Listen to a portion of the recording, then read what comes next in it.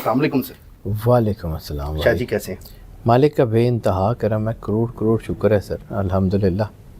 اور یہ جو ٹاپک ہے، یہ چونکہ آپ میرے سے ہر بار جب بھی آپ تشریف لاتے ہیں تو آپ یہ پوچھتے ہیں کہ جی یہ اس ٹاپک پہ کوئی ریسرچ کی، تو میں نے سوچا کہ میں نے اس کے اوپر ریسرچ تو کی ہوئی ہے تو کیوں نہ اس کو شیئر کر دوں۔ لیکن بھائی میری اسپیشلائزیشن ہے قرآنک انرجیز میں، ماشاءاللہ میں نے جتنا آتا ہے میں نے قرآن پاک پڑھا ہے۔ سر آپ کی پی ایچ ڈی بھی قرآنک ہے؟ میری اسپیشلائزیشن ہے اس میں، قرآنک انرجیز میں، it's a branch of quantum physics. تو اللہ کا شکر ہے، بس اس کی مہربانی ہے، اس نے کسی قابل کر دیا کو آج بات کر لوں۔ میں نے جتنا قرآن پاک کو پڑھا، جتنا اس کو سمجھنے کی کوشش کی، قرآن پاک تو خیر اللہ کا نور ہے، وہ تو احاطے سے ہی باہر ہے، لیکن یہ ہے کہ کبھی کبھی اس سمندر میں سے اللہ کو ایک آدھ ڈراپ دے ہی دیتا ہے۔ تو میرے پاس شاید پورا ڈراپ بھی نہیں ہے، اس ڈراپ کا بھی کچھ حصہ ہے۔ تو اس کی روشنی میں جب میں نے اس قرآن پاک کو دیکھا تو مجھے 5 چیزیں وہ نظر آئیں کہ اگر آپ ان کے اوپر عمل کر لیں تو رزق کے ڈھیر لازمی لگ جاتے ہیں۔ ماشاءاللہ۔ لیکن یہ ہے کہ رزق کے ڈھیر لگا کے کرنا کیا ہے؟ پیسہ اٹ سیلف اچھا یا برا نہیں ہوتا، پیسے کا یوز اچھا یا برا ہوتا ہے۔ اور پیسہ اللہ جو ہے نا کسی خاص اصولوں کے تحت دیتا ہے، یا وہ رزق جو ہے وہ برکت والا بن کے آتا ہے، وہ باعث برکت رزق بنتا ہے، یا وہ رزق آپ کے لیے عذاب بن کے آ جاتا ہے۔ ایسے ہی ہے، بہت زیادہ مال بھی آپ کو تباہی کی طرف لے جاتا ہے۔ یاد رکھیے، واصف علی واصف صاحب رحمۃ اللہ علیہ کا ایک فرمان ہے کہ خوشحال وہ ہے جو اپنے حال پہ خوش ہے۔ اور اگر آپ اپنے حال پہ خوش ہی نہیں ہیں، یعنی آپ کے اندر جو ہے وہ یہ ہے کہ پتہ نہیں اللہ میاں نے مجھے یہ نہیں دیا، جب آپ کے اندر یہ چیزیں ہیں کہ ہم اتنا پڑھتے ہیں، اتنی عبادت کرتے ہیں، اللہ دیتا نہیں ہے، تو پھر ملنا بھی مشکل ہی ہو جاتا ہے۔ بہرحال کم ٹو دا پوائنٹ، یہ جو کہ لمبا ٹاپک ہے تو میں اس کو کوشش کروں گا بالکل کٹ شارٹ کر کے میجر چیزیں بتاؤں، کوئی زیادہ لمبی چیزیں اس کے اوپر نہ کروں۔ 5 اصول جو میں نے قرآن پاک میں دیکھے ہیں، ان میں سب سے پہلا اصول ہے the power of forgiveness. Forgiveness, معاف کر دینا اور معافی مانگنا، توبہ، استغفار۔ یہ اللہ قرآن پاک میں ایک جو ہے وہ سورہ نوح کی آیت نمبر 10 سے لے کے 12 کے دوران کہتا ہے کہ اے لوگو اپنے رب سے معافی مانگو، بے شک وہ بڑا معاف کرنے والا ہے، وہ تم پہ موسلا دھار بارش بھیجے گا اور تمہاری مدد کرے گا تمہارے مال سے اور تمہاری اولاد سے، بیٹوں سے، وہ تمہارے لیے باغات بنا دے گا اور تمہارے لیے نہریں جاری کر دے گا۔ اب حضرت نوح علیہ السلام کا دور دیکھیں نا تو دیٹ از دی ایگریکلچرل معاشرہ ہے، وہاں ایگریکلچر بڑی ایک مین چیز ہے۔ تو اللہ کیا کہہ رہا ہے کہ اگر تم استغفار کرو گے، توبہ کرو گے، اللہ سے معافی مانگو گے اپنے گناہوں کی، تو اللہ تم میں جو ہے وہ برکت دے گا، بارش دے گا، تمہاری اولاد میں برکت دے گا، تمہارے مال میں برکت دے گا، تمہارے لیے جو ہے وہ رزق کا بندوبست کرے گا، نہریں بنائے گا، تمہارے کام آسان کرے گا۔ ٹھیک ہے، اب اس کا مطلب یہ ہے کہ اللہ کے ساتھ جڑنے کا سب سے بڑا جو راستہ ہے وہ استغفار ہے۔ اور یہ یاد رکھیے گا، یہ ہمارے ہاں ایک بڑا ایک ٹرینڈ ہے کہ جی بس استغفر اللہ کی تسبیح پڑھتے رہیں اور بس ہو گیا۔ ایسا ہوتا نہیں ہے۔ استغفار کی تسبیح نہ دانوں پہ پڑھی جاتی ہے، نہ انگلیوں پہ پڑھی جاتی ہے، استغفار کی تسبیح آنسوؤں پہ پڑھی جاتی ہے۔ جب تک آپ کو اپنے کام پہ، اپنے گناہوں پہ ندامت ہی نہیں ہے تو 10 ارب دفعہ استغفار پڑھتے رہیں، جب آپ کا دل ہی اس کے ساتھ سنکرونائز نہیں ہے تو کچھ بھی نہیں ہے۔ علامہ صاحب نے کہا تھا زبان سے کہہ بھی دیا لا الہ تو کیا حاصل، دل و نگاہ جو مسلمان نہیں تو کچھ بھی نہیں، کچھ بھی نہیں۔ اور قرآن پاک میں نے استغفار کا ایک طریقہ جو پڑھا ہے مجھے وہی سمجھ آتا ہے، مجھے اس کے علاوہ تو کوئی اور طریقہ سمجھ نہیں آتا ہے کہ جی یہ والی استغفار پڑھ لیں، وہ والی مجھے نہیں پتہ کہ کون سی والی پڑھنی ہے کون سی نہیں پڑھنی۔ مجھے قرآن پاک میں ایک ہی طریقہ نظر آیا، میں چونکہ قرآن پاک پڑھتا ہوں تو اس کی بات کرتا ہوں۔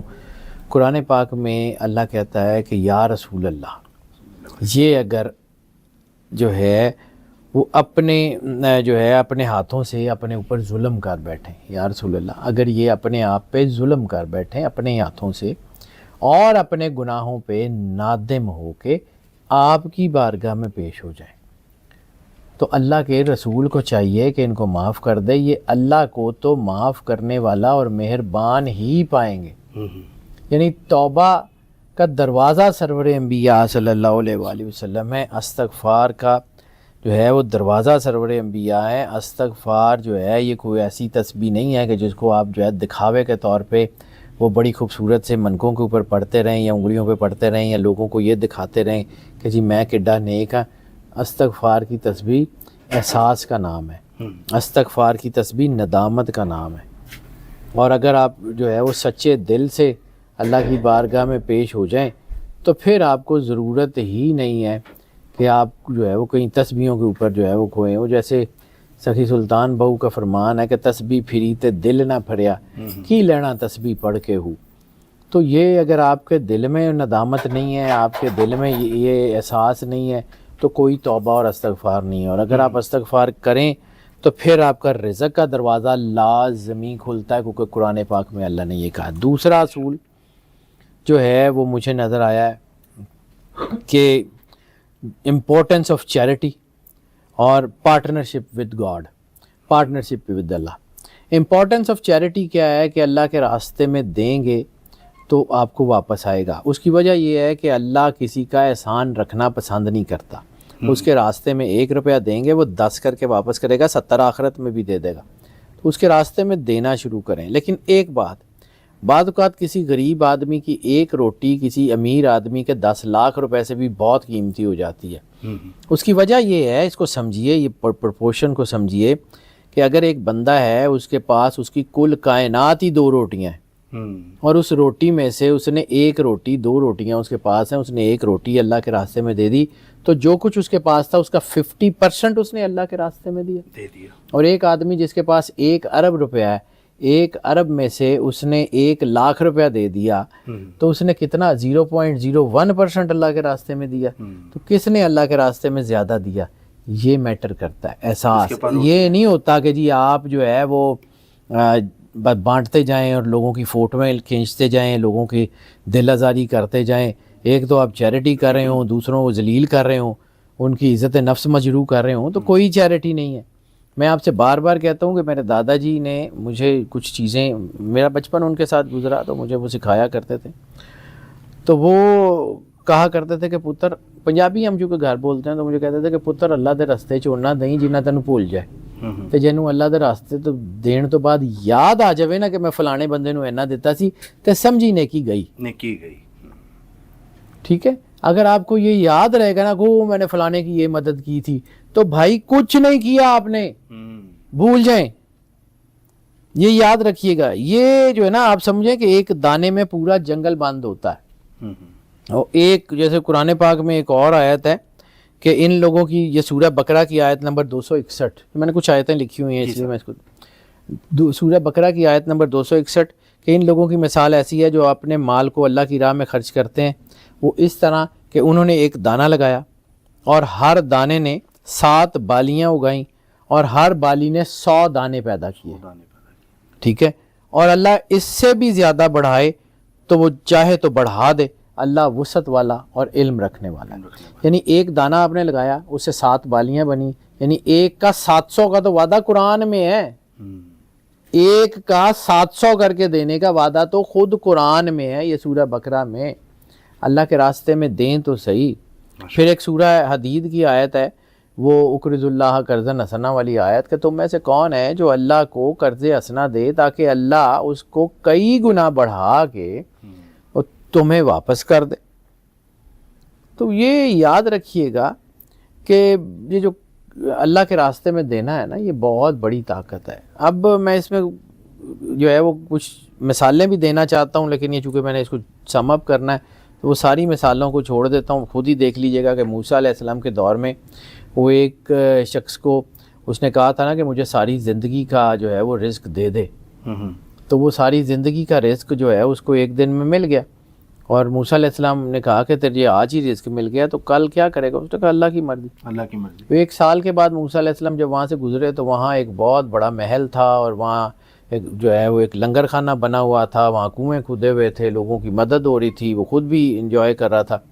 تو موسیٰ علیہ السلام نے اللہ سے پوچھا کہ یا اللہ اس کو تو اس کی زندگی کا سارا رزق جو ہے وہ ایک ہی داد میں دے دیا تھا, تو اب اس کو اتنا کیسے ہونے گا؟ یہ اللہ کے راستے میں بانٹ رہا ہے, ہمیں شرم آتی ہے کہ یہ اللہ کے راستے میں دے، ہم اس کو دوبارہ کر کے نہ بھیجیں، تو بانٹنا شروع کریں۔ اللہ کے ساتھ پارٹنرشپ کی بات کر رہے ہیں تو بھائی جس طرح آپ ایکس وائی زیڈ اپنے پارٹنرشپ ڈیڈز ڈیسائیڈ کرتے ہیں، اس پارٹنرشپ میں کہیں آفیشلی ایک حصہ 1%، 2%، 5%، 7% اللہ کو نہیں دے سکتے آپ؟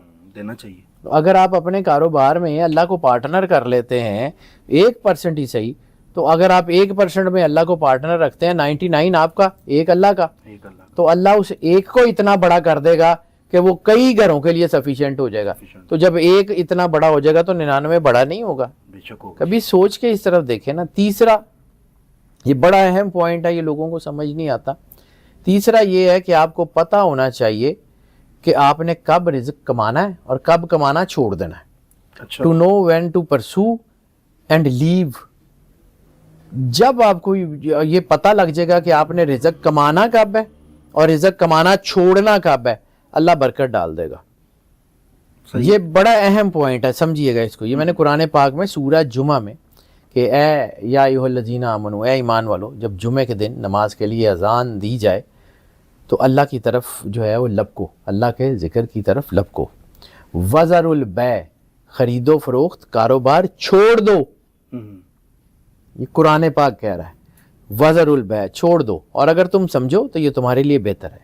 اور پھر جب نماز پڑھ چکو تو دنیا میں پھیل جاؤ اور اللہ کا فضل تلاش کرو اور اللہ کو بہت زیادہ یاد کرو تاکہ تم کامیاب ہو جاؤ۔ قرآن پاک کو سمجھیے، ٹھیک ہے؟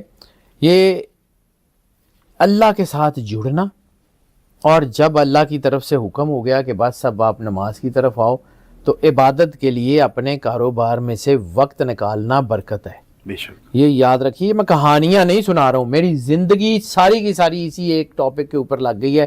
میں نے 20 سال 25 سال جتنا بھی میں نے اس قرآن پاک کو پڑھنے کی کوشش کی ہے، اس کے بعد 5 سے زیادہ چھٹا پوائنٹ نکلا ہی نہیں مجھے قرآن سے۔ مجھے نہیں آتا ہوگا لیکن یہ 5 پوائنٹ جو میں بار بار کر رہا ہوں، جی سر۔ یہ اللہ کا فضل سمجھیے۔ اللہ کا فضل کیا ہے؟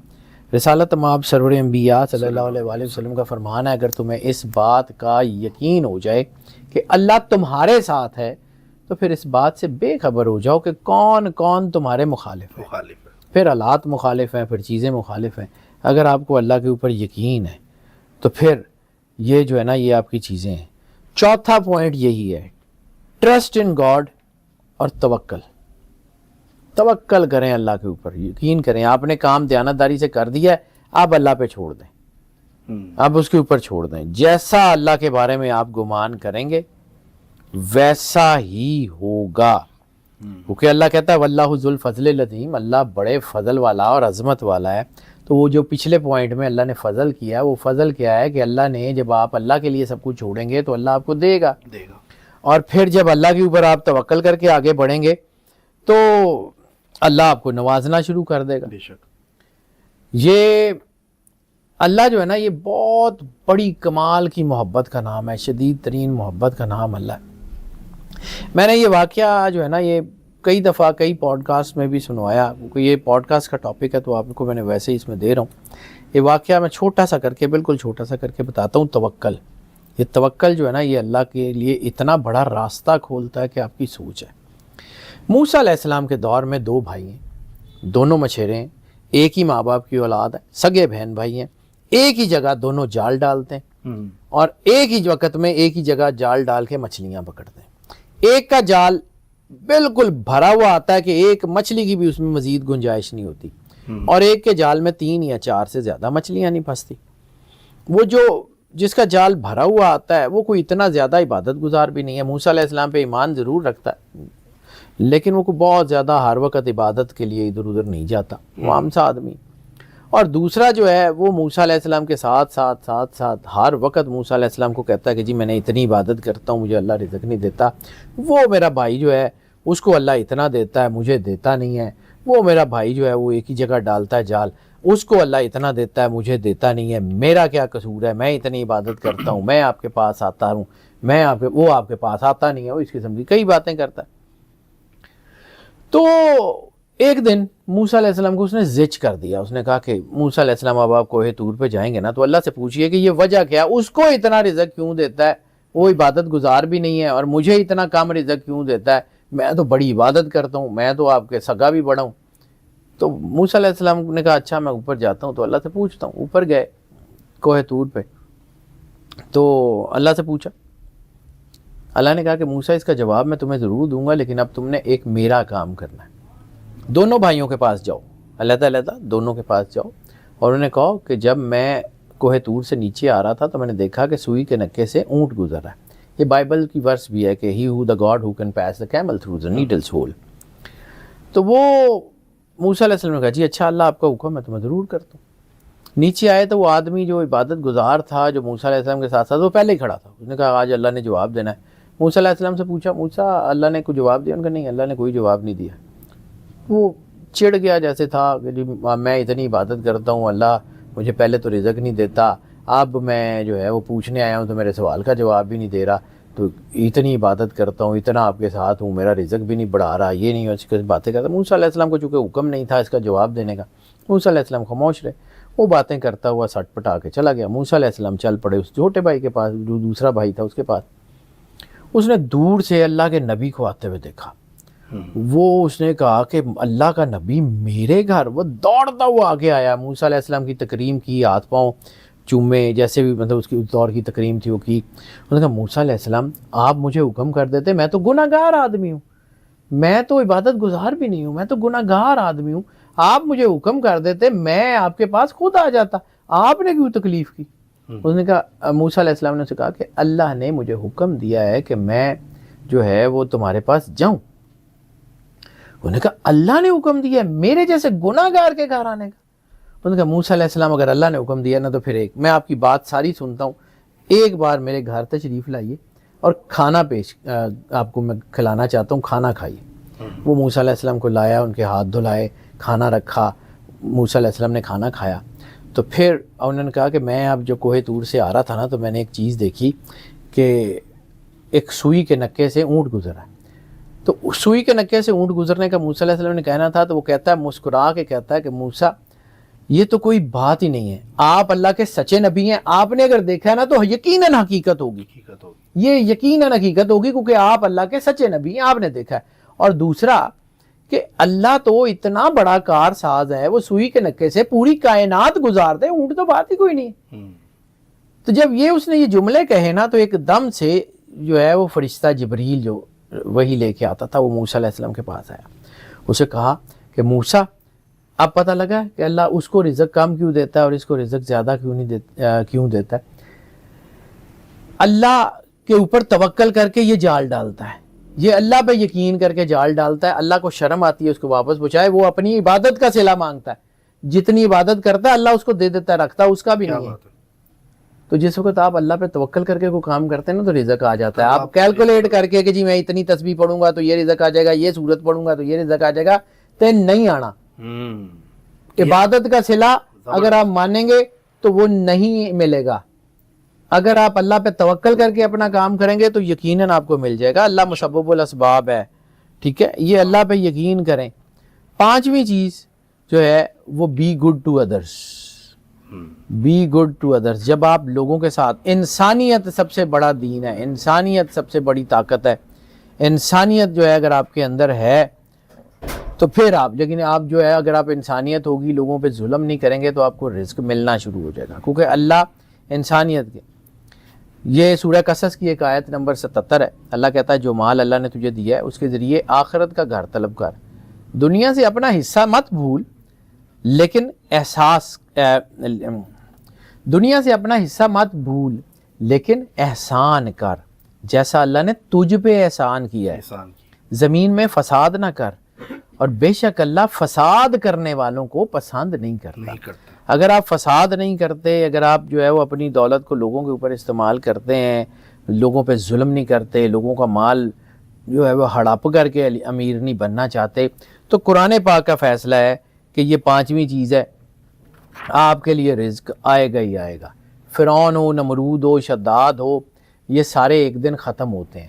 اور زندگی میں یاد رکھیے گا جو میں نے جتنا سیکھا ہے اس کی روشنی میں, کہ اللہ دے کے بھی آزماتا ہے اور اللہ لے کے بھی آزماتا ہے.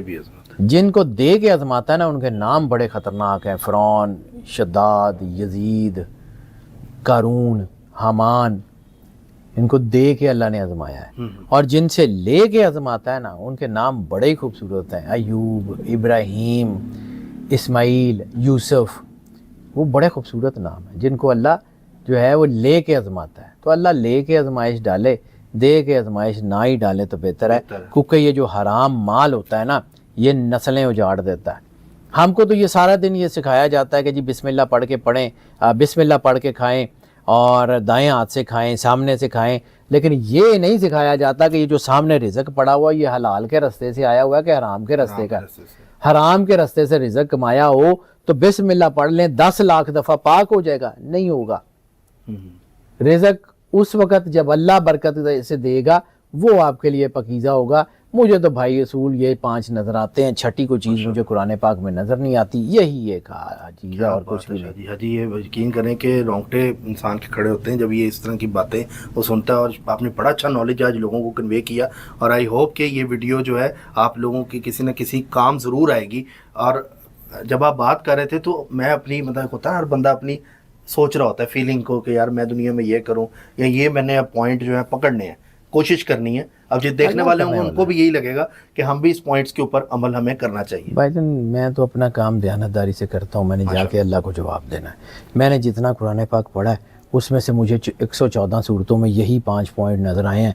कर लेंगे तो रिज़्क आ जाएगा, नहीं करेंगे तो अल्लाह की मर्ज़ी। मेरा काम बताना है, मनाना तो है नहीं। शाह जी बहुत शुक्रिया आपका, thank you so much for your कीमती, आपका टाइम बहुत कीमती होता है, फिर भी आपने इतनी इंपॉर्टेंट चीज़ें हैं जो आज लोगों को बताई हैं।